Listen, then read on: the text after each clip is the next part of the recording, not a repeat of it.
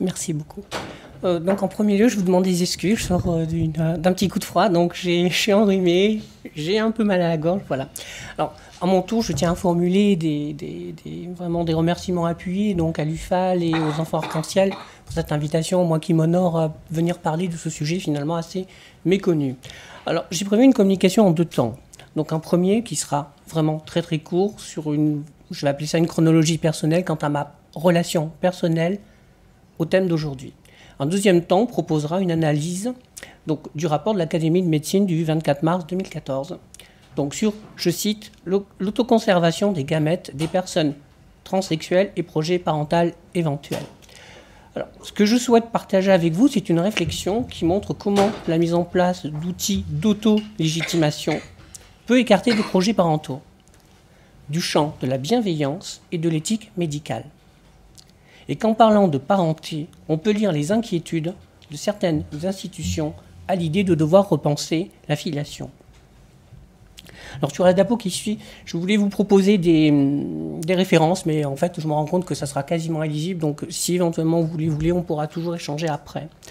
Alors donc ce petit retour donc, sur l'émergence de cette question de la parenté, j'insiste sur le fait que c'est un regard qui m'est particulier. Alors les références que voilà, comme je vous le disais, hein, on verra après. J'ai pas mis les références d'Alain Giamy, mais qui a beaucoup travaillé aussi sur la parenté trans, mais j'aurais rempli mon tableau avec. Alors donc cette chronologie, pour moi, elle débute en 2005, si je ne fais pas erreur, et à l'époque c'était la GPL qui m'avait invité pour participer à un colloque sur l'homoparentalité. Alors j'avais trouvé l'initiative super intéressante, mais j'avais eu un moment de solitude parce que, en fait, j'avais pas grand-chose à dire. Alors pourquoi est-ce que j'avais pas grand-chose à dire ? Parce qu'en fait, on manquait de données, et on en manque d'ailleurs toujours. J'ai envie de dire que la question de l'usage de la sexualité chez les personnes trans a bridé finalement le thème de la parentalité et a imposé des réécritures du parcours trans et du vécu trans. Alors je m'explique. Une personne trans, à une époque, dans le milieu des années 90, qui avait été parent, elle voyait son parcours très compliqué. Si elle s'engageait dans un parcours hospitalier, le fait d'avoir été mariée, ça voulait dire qu'elle avait une sexualité avec ce sexe qu'elle dit ne pas vouloir. Le fait d'avoir des enfants est ce qu'on appelle un facteur prédictif négatif dans un parcours trans. En tout cas, je ne sais pas aujourd'hui à quel point ça l'est encore, mais ça a été dans les années 90 extrêmement lourd. En intracommunautaire, il y avait aussi cette difficulté que, voilà, il y avait une sorte de hiérarchie aussi qui disait qu'il y avait des gens qui étaient plus ou moins, des trans plus authentiques que d'autres. Donc effectivement, les parents l'étaient un peu moins. Mais je crois qu'on l'a dépassé. Enfin, je l'espère en tout cas. Alors, alors les personnes, quand je parlais de double difficulté, c'est qu'elles devaient faire face à cette question de la parenté vis-à-vis du groupe et de l'institution médicale, mais aussi dans leur propre famille, par rapport à leurs enfants, par rapport à leurs parents et par rapport à l'ensemble de leur entourage familial. Alors, ensuite, il y a la génération dont je pense faire partie, et dont un certain nombre de personnes se sont interdites, en fait, le fait d'avoir une famille en disant non, avec un trajet comme celui que je dois faire, je ne peux pas m'engager dans un projet familial. Et donc, on ne fait pas d'enfants, on fait tout en tout cas pour ne pas en avoir.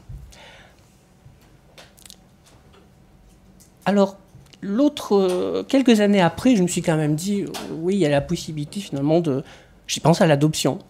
Et j'ai construit ma vie de façon à pouvoir adopter. C'est-à-dire avoir le métier qu'il faut, la maison qu'il faut, enfin voilà. Et moi, très naïvement, j'étais persuadé que c'était possible.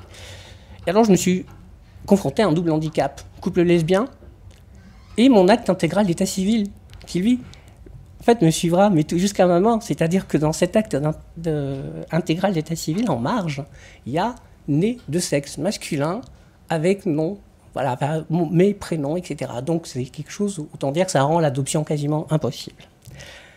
Alors l'autre temps, c'est 2006, et c'est l'anthropologue Laurent Serrault qui travaille sur l'environnement familial des personnes trans, et Maud Dieuz-Thomas, donc une actrice donc, du monde associatif trans, depuis les années 90, elle convient ensemble d'un projet qui me paraît très intéressant. Donc Maud Dieuz, elle réalise un film documentaire, dans le cadre de notre association qui s'appelait à l'époque Sans Contrefaçon. Et Laurent Serrault organise un séminaire universitaire où ce documentaire sera montré pour la première fois en 2007. Et ce qui est intéressant dans la démarche, d'un côté et de l'autre, c'est que Laurent Serrault, elle n'envisage plus la personne trans dans un comme une étude de cas, mais elle considère la personne dans son tissu social, dans son tissu affectif. Et de son côté, Maud, elle tente de montrer divers cas de parentalité ou de projets parentaux. Et c'était très difficile pour que les personnes témoignent. Ça a vraiment été très difficile à l'époque. Dernier temps de ce très très court passage, c'est 2008, donc Laura Leprince et Natacha Torisson présentent un rapport dans le cadre d'une commission transparentalité au sein de l'HES. Et on peut dire alors que la question elle émerge et s'affirme en même temps que l'associatif trans se politise et surtout se diversifie.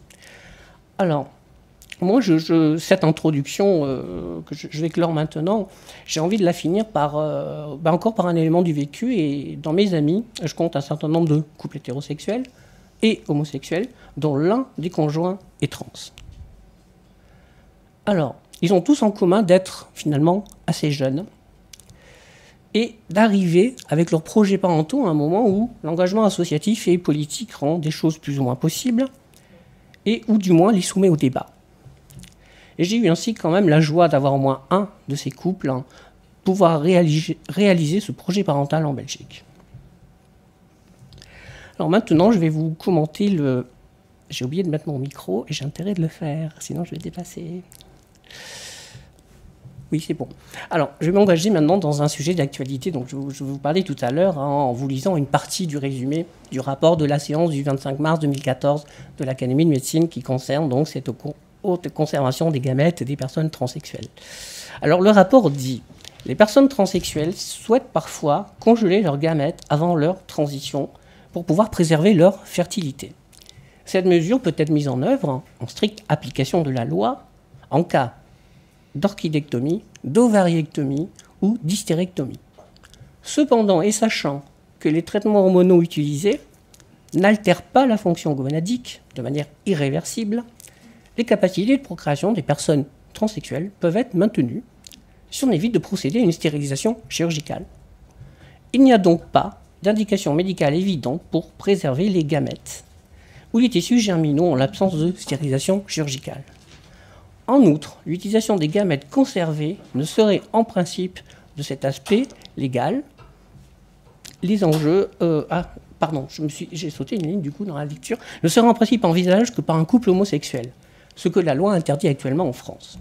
Indépendamment de cet aspect légal, les enjeux et les conséquences de cette utilisation ne devraient pas être ignorés. Et cette dernière phrase, elle est importantissime en fait. Alors, une petite parenthèse sur mes illustrations, ça vient de sites officiels. Mais c'est vrai qu'on a l'impression que la provenance pourrait venir d'ailleurs.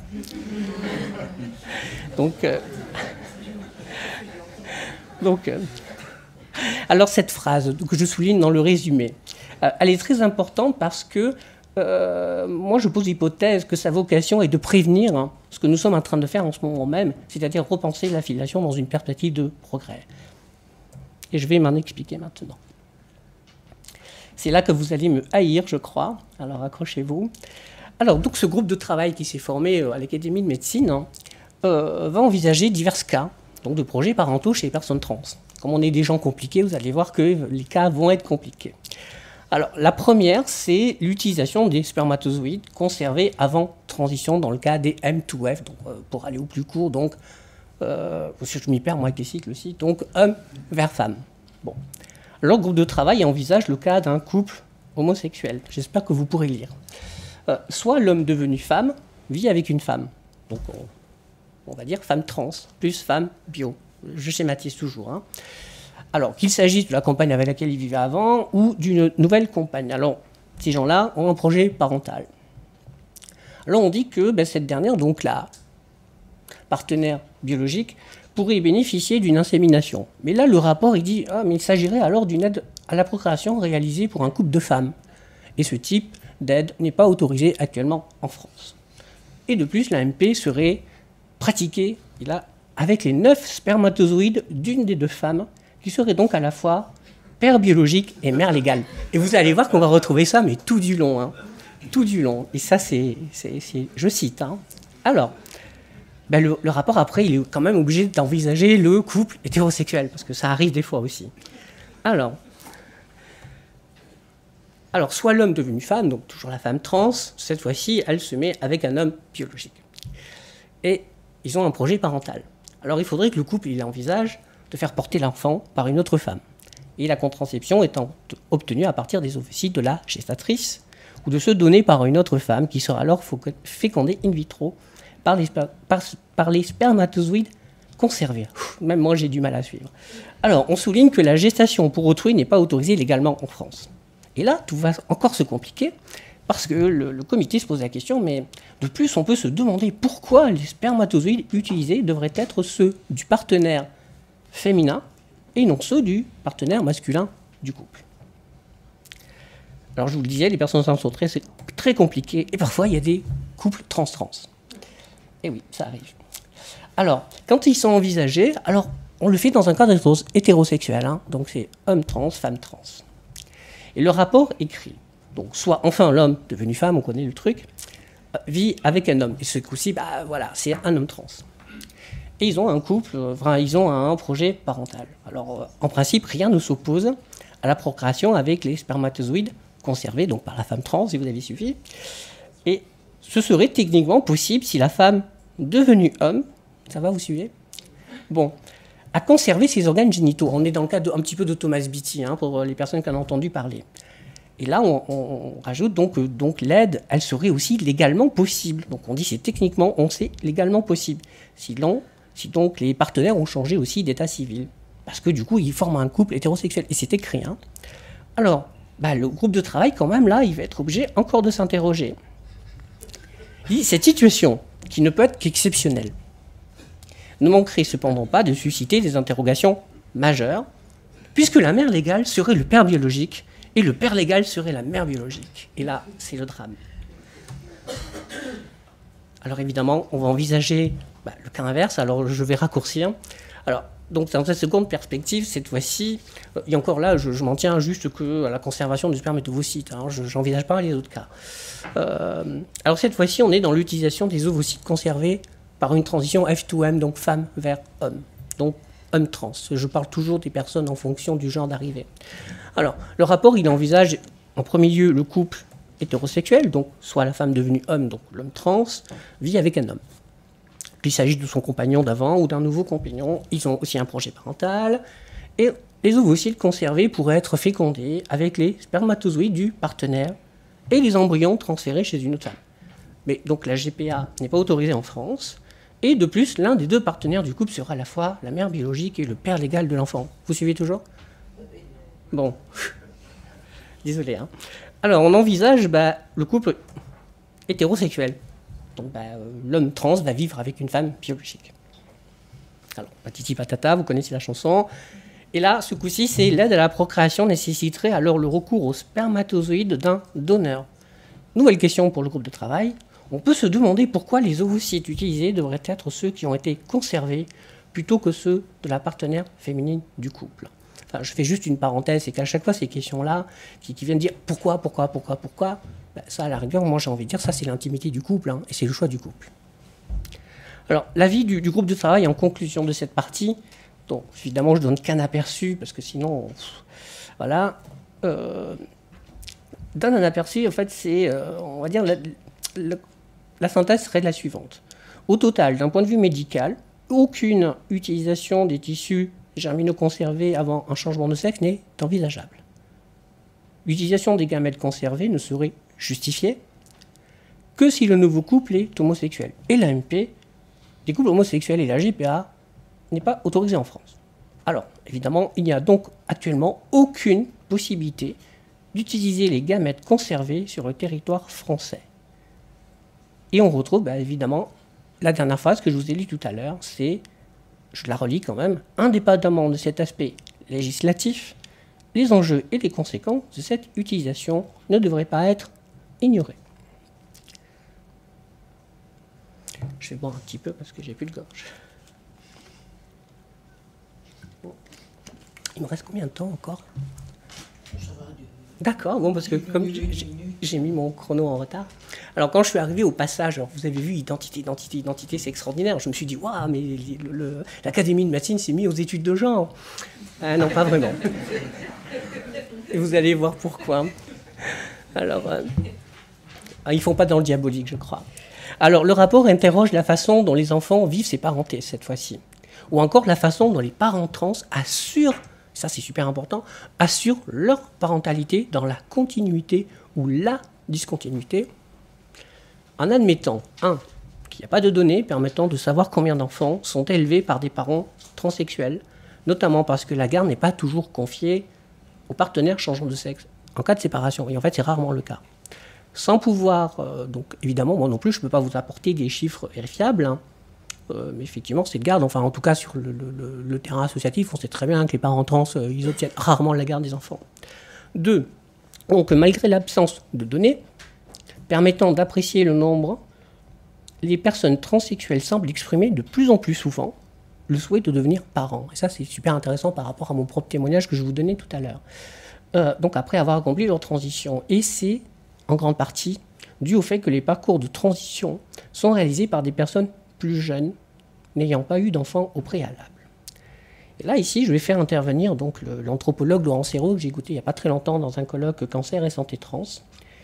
Et elle expliquait, en commentant elle-même ce rapport de l'Académie de médecine, l'autre préoccupation de l'Académie de médecine concerne, au-delà du simple acte procréatif, les risques encourus quant à la filiation et la famille. C'est une citation assez longue, donc je vais la raccourcir. C'est donc moins la parentalité qui est en jeu ici que la parenté, en grande partie dû au fait que les parcours de transition sont réalisés par des personnes plus jeunes, etc. Je crois que c'est ici que se trouve la clé finalement de cette succession d'identités qu'on a pu avoir et que je vais tenter maintenant de vous éclairer. Vous avez vu la nouvelle illustration, j'espère que vous avez apprécié. Alors, toujours sur la lecture de Laurence Ayrault, sur ce rapport, elle pointe que l'Académie de médecine souligne une incohérence. C'est cette incohérence qui va expliquer tout le reste. Alors, elle explique. Les craintes évoquées relèvent de ce qu'on peut appeler l'effet Thomas Beatty, du nom de cet Américain qui a porté et mis au monde ses 3 enfants après sa transition et son changement d'état civil. L'expérience de cet homme a été assez généralement comprise comme déstabilisant les fondements de la parenté. Et le rapport de l'Académie de médecine essaie de montrer qu'il en est de même en ce qui concerne l'usage du sperme autoconservé des femmes trans. Donc c'est le cas Thomas Beatty qui sert à disqualifier les demandes de conservation de femmes trans. De son côté, l'Académie de médecine dit, oui là c'est pareil, ça ne sera pas lisible, je m'en excuse. Donc l'Académie de médecine, elle dit, si la personne ayant changé de sexe souhaite devenir parent en concevant un enfant avec ses propres gamètes, il s'agit, entre crochets, de procréer en exprimant biologiquement un sexe qui n'est pas celui de la personne, ni sans doute celui du futur parent. Et ça, c'est central. Avec Laurence Ayrault, on souligne encore l'usage quelque peu inflationniste du terme identité qu'on a vu tout à l'heure. Il n'est pas anodin. Et c'est à partir justement de cette succession et cette insistance sur le terme identité qu'on construit l'incohérence des personnes trans, enfin de la demande qui serait incohérente de la part des personnes trans dans leur projet parental. Alors, tout d'abord, si les différentes identités qui sont mobilisées, c'est essentiellement dans leur dimension sexuelle. J'ai essayé d'être didactique. Il s'agit avant tout d'une identité personnelle, de genre. On devine que c'est celle de l'état civil. D'une identité corporelle, génétiquement sexuelle. D'une identité procréative, qui exprime biologiquement un sexe. Et enfin, d'une identité parentale de père ou de mère. Alors j'espère que c'est maintenant que tout va s'éclairer. Si je vous dis que la conception de la parentalité, suivant le rapport, est la suivante. Qu'un homme est un mâle génétique, un père biologique et un père social. Qu'une femme est une femme génétique, une mère biologique et une mère sociale. Et on comprend ici que les variations introduites donc, par les diverses configurations de parentalité et de parenté, et donc de famille proposées par les parcours trans, et bien entendu par l'homoparentalité, inquiètent beaucoup, puisque les médecins, du coup, posent des diagnostics qui ne sont plus que médicaux, mais aussi sociaux. Et on ne manque pas de penser, moi, en tout cas j'y pense beaucoup, aux travaux de Dominique Mel, sur la controverse bioéthique dans les années 80, et les plaidoyers des médecins dans les médias, dont certains semblent retrouver une seconde jeunesse aujourd'hui, depuis le débat sur le mariage pour tous, et moi j'aime bien rajouter « et toutes ». Bon. Et Et notamment, on prédisait des échecs sociaux jusqu'aux enfants du divorce. Alors, les enfants conçus in vitro, c'était une catastrophe. Enfin, il faudrait vraiment se replonger sur la littérature de cette époque. On aurait quand même drôle de surprise. Il y a de quoi hurler, hein, il faut le dire. Alors, bon, pour terminer cet exposé. Alors, en Belgique, en Espagne, dans les États américains, il y a probablement d'autres pays, mais je ne les connais pas tous. Dans les centres qui pratiquent donc l'IAD et l'autopréservation pour les personnes trans, la réflexion éthique des médecins, elle s'est inscrite dans le respect des principes de bienfaisance et d'équité. Enfin, je vais le dire comme je pense, mais on s'en moque que les gens soient trans ou pas. À partir du moment où ils répondent aux critères de la loi et de l'éthique médicale, ils ont accès, voilà, ils ont accès à la PMA. Alors, de même, pour la conservation des gamètes des personnes qui subissent des interventions chirurgicales pouvant altérer la fertilité. Donc, je convoque à nouveau Laurent Serrault ici, qui explique.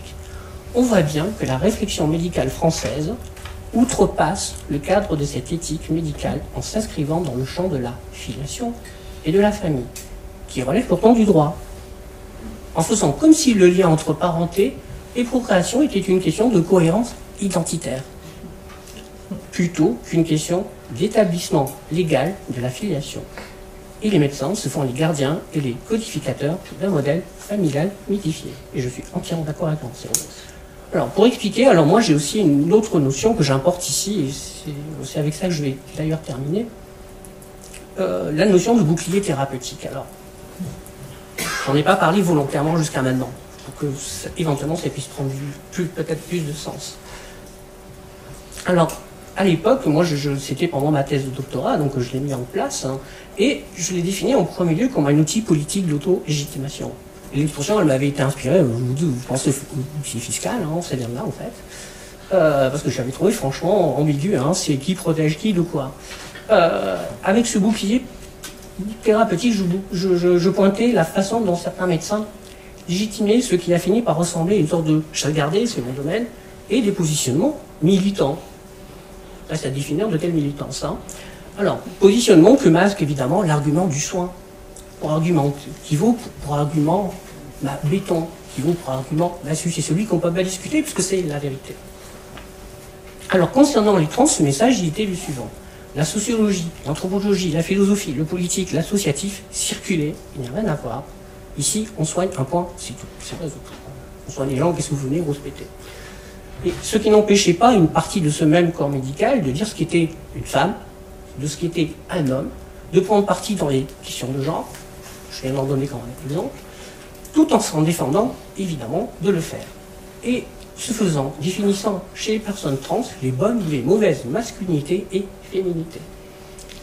Au-delà des questions trans, on voit que ces façons de faire ont des conséquences sur la façon dont les personnes sont définies, perçues, traitées par la médecine, le législateur et l'ensemble de la société.